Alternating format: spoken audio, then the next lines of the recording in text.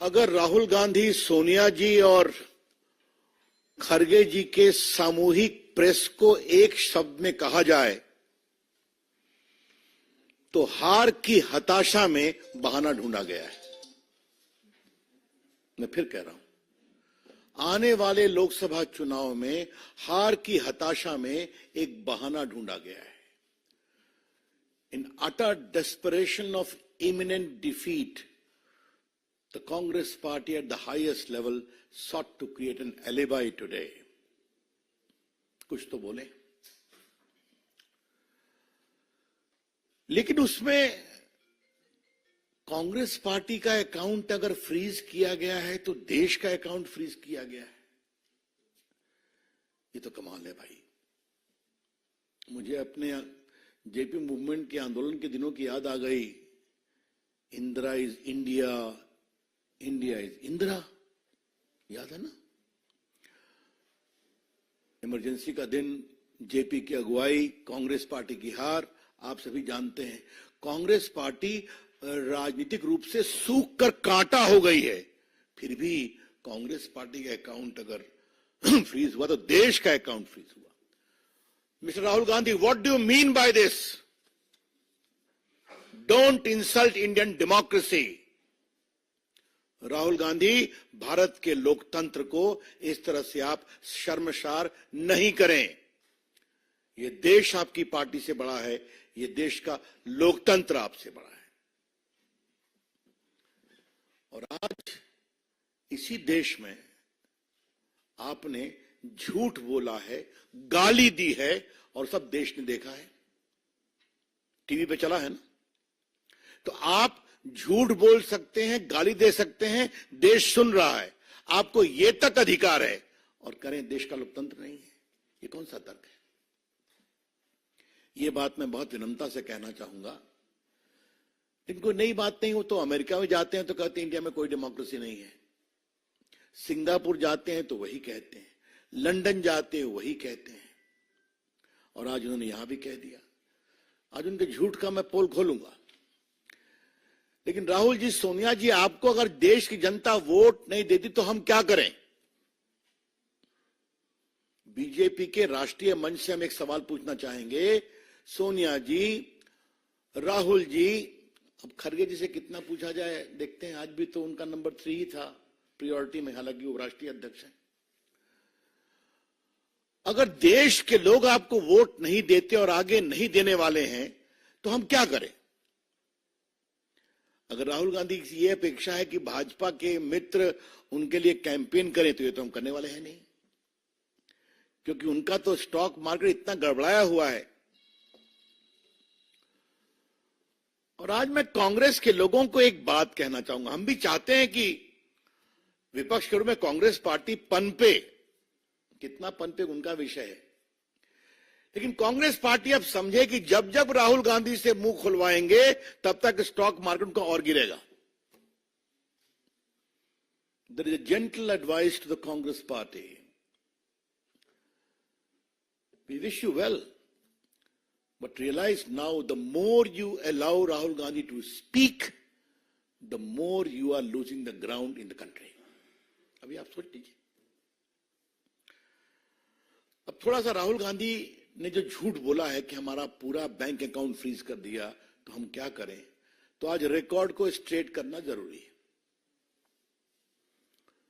बाकी income tax का विषय है तो सरकार की ओर से बोला जाएगा, लेकिन अल्प ज्ञान समस्या पैदा करता है। राहुल गांधी जी राजनीतिक विषयों पर कितना होमवर्क करते हैं तो आप जानते ही हैं, लेकिन कानूनी विषयों पर भी जब बोलते हैं तो थोड़ी चिंता हो जाती है। इनकम टैक्स एक्ट का एक सेक्शन 13A है जिसमें सही है कि पार्टियों पर इनकम टैक्स नहीं लगता, लेकिन पार्टी को अपना रिटर्न हर साल फाइल करना पड़ता है, जिसमें बताना पड़ता है कि 20,000 तक कितने हमारे डोनर्स हैं, 20,000 से ऊपर कितने डोनर्स हैं। और अगर आपने ये नहीं फाइल किया हर असेसमेंट ईयर में तो आपका ये एग्जम्पशन खत्म हो जाता है। ये है section 13A। Let me repeat, Under the Income Tax Act Section 13A, there is a clear provision that the political party is exempted from income tax, provided they file their return every year as to how much money has come of 20,000 rupees and duly certified auditor's report as to how much they had received from big donation. If you don't do it, you lose that exemption. ये बहुत basic चीज है जिसको समझना चाहिए. अब थोड़ा हम आपको बता दें कि ये जो चिल्ला रहे हैं, 6/7/21 को असेसमेंट ईयर 18-19 के लिए ऑर्डर पास हुआ कि उन्होंने रिटर्न फाइल नहीं किया था. तो रिटर्न फाइल नहीं किया तो एग्जम्पशन खत्म हो गया.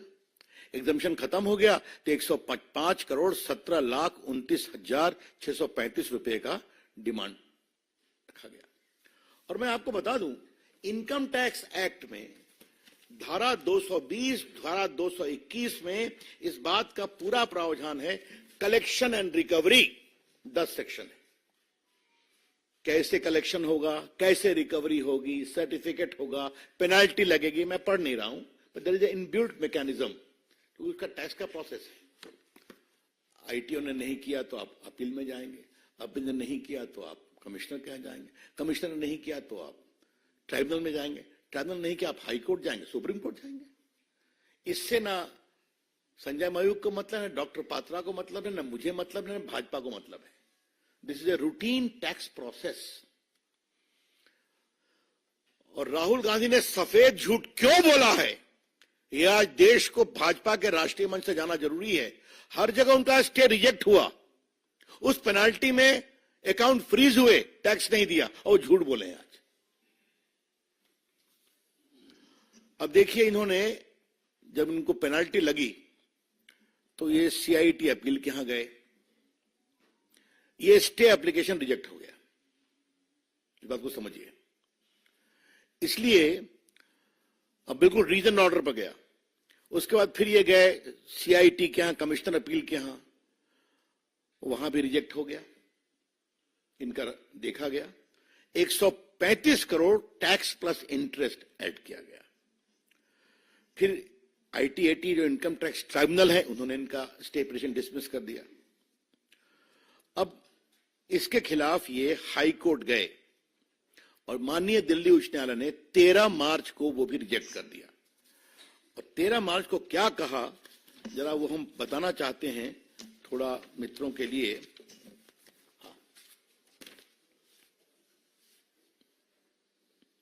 Court remarked that it was badly handled matter and somebody from the Congress office went to sleep right from 2021. Merely because someone chose to wake up and put you on notice in February will not change those facts. फिर court ने बाकी किया, इनका लंबा order है, इसको reject कर दिया. अब ये सुप्रीम कोर्ट गए हैं. सुप्रीम कोर्ट में 1 अप्रैल को सुनवाई है. राहुल गांधी जी, आज आपने अपनी प्रेस में इसको क्यों छुपाया?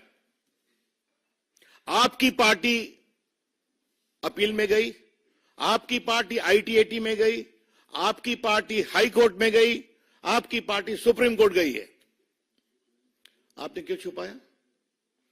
और जैसा हमने बताया, इनकम टैक्स में इस बात का प्रावधान है कि अगर आपके पास ड्यू है, आप ड्यू नहीं देंगे तो रिकवरी में आपका बैंक अकाउंट फ्रीज हो सकता है. और जहां तक मेरे को स्मरण आता है कि लियन 135 करोड़ का इनके बैंक अकाउंट पर कोर्ट ने डाला था कि आप 135 करोड़ मत छूइए, बाकी ऑपरेट करिए. देखिए समस्या क्या है, कांग्रेस पार्टी हिसाब किताब रखना भूल गई है. कोई दिक्कत नहीं है उसमें. जो हमारे वरिष्ठ पत्रकार बैठे हैं उनको याद होगा, कांग्रेस के एक अध्यक्ष होते थे, न खाता न बही, जो डॉट डॉट कहे वो सही. याद होगा लोगों को. मैं नाम नहीं ले रहा हूं, मैं नाम नहीं लिया. तो ये हो गया. अब मैं आपसे कहना चाहता हूं कि ये उनका 94-95 में 53 करोड़ लगा था, और उसके बाद बाकी भी इनका 14, 15 से 20, 21 मैंने बता दिया, और ये सारी बातें जो चल रही हैं, इलेक्टोरल बॉन्ड्स पर भी कहा है, बाकी कहा है, मेरे डॉक्टर पात्रा उस पर बोलेंगे, क्योंकि बहुत धन्यवाद। हाँ, बस 2 मिनट और। Don't become impatient like Rahul Gandhi. Of course not sir. Cool. तो मैं कह रहा था कि ये क्या मतलब है इसका, कितना झूठ बोलेंगे राहुल गांधी आप। और आज राहुल गांधी ने कोर्ट के बारे में कहा है, इलेक्शन कमीशन के बारे में कहा है, मीडिया के बारे में कहा है, सब चुप हैं। Rahul Gandhi ji, please apologise for castigating these institutions. आप कोर्ट गए हैं ना, दिल्ली हाई कोर्ट में रिजेक्ट हुआ है ना आपका, सुप्रीम कोर्ट में 1-4 को सुनवाई है ना आपकी, आप ITAT अपील में गए ना, आप ट्राइब्यूनल में गए ना, तो आप कोर्ट के प्रोसेस में गए कि नहीं गए? तो आप कैसे कह रहे हैं कि कोई सुनवाई नहीं हो रही है आपके? वैसे क्या कहा जाए, मैं तो आपसे कई बार बात कर चुका हूं, इस परिवार ने किस तरह से नेशनल हेराल्ड की 5,000 करोड़ की संपत्ति हथिया ली, वो भी केस चल रहा है, चर्चा कर चुके हैं कि बिना सिर्फ 50 लाख के इन्वेस्टमेंट पर 5,000 करोड़ की संपत्ति परिवार ने ले ली, जिस ट्रस्ट में सोनिया जी और राहुल गांधी के 76% शेयर थे। तो मित्रों, मुझे लगा कि देश को यह बताना जरूरी है। तो राहुल गांधी जी, आपकी हार तय है, सोनिया जी आपकी हार तय है। देश मोदी जी के साथ आगे बढ़ना चाहता है, लेकिन आज आपने दुनिया में भारत के लोकतंत्र को बदनाम किया है। I repeat, by this utterly irresponsible, shameful comment, Sonia ji, you and your son have shamed Indian democracy globally. मत करिए। हमें भारत के लोकतंत्र पर गर्व है, हमें भारत की मीडिया पर गर्व है, हमें भारत के न्यायपालिका पर गर्व है। अभी तो देखा इलेक्टोरल बॉन्ड में फैसला हुआ कि नहीं हुआ? हुआ, बाकी होता है, यही तो देश है। तो मुझे लगा कि ये फैक्ट सामने रखें, और राहुल गांधी के NGO मित्रों से आग्रह है, उनको जब प्रेस के सामने आप खड़ा कर देते हैं तो थोड़ा तो होमवर्क करा दिया कीजिए। क्यों उनकी जगहसाई कराते हैं? आपके वो युवराज हैं, आपके लोग उनको भविष्य के प्रधानमंत्री बनाने के लिए व्यग्र हैं, तो थोड़ा सा रगाई पुताई ठीक से किया कीजिए। धन्यवाद। मित्रों, मेरा विनम्र निवेदन माननीय डॉक्टर संबित पात्रा जी से होगा कि आपको संबोधित करें। बहुत अभिनंदन माननीय रविशंकर